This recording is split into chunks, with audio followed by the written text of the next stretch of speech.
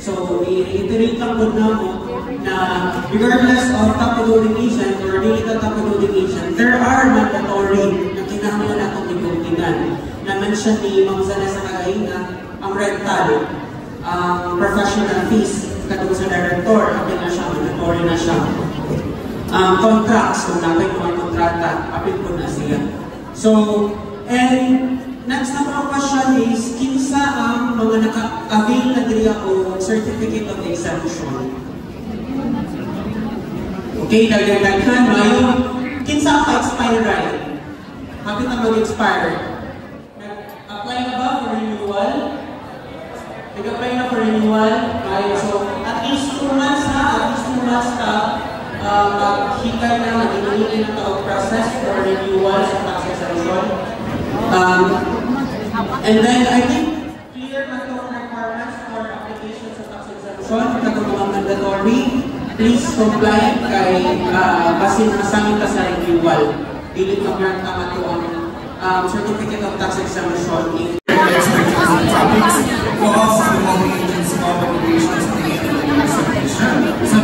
of reports. Thereby, the Commission of the successive election today, October 25 at 8 p.m. the President Center decided to vaccinate Surigandans.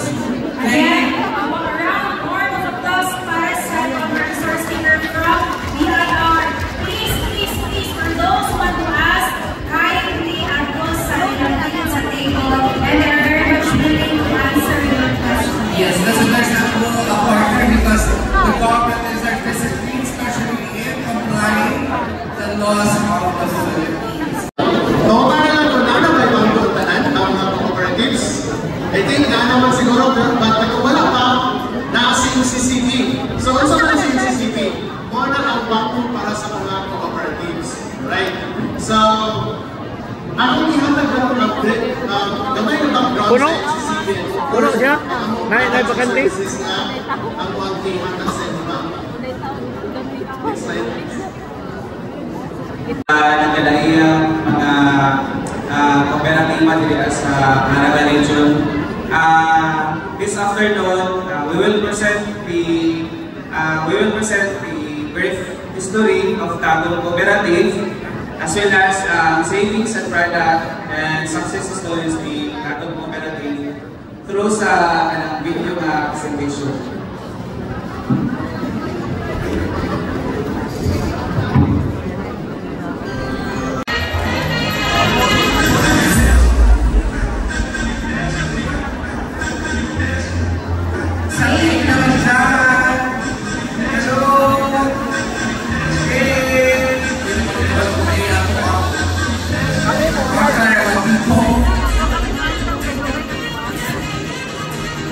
Some brave from everybody.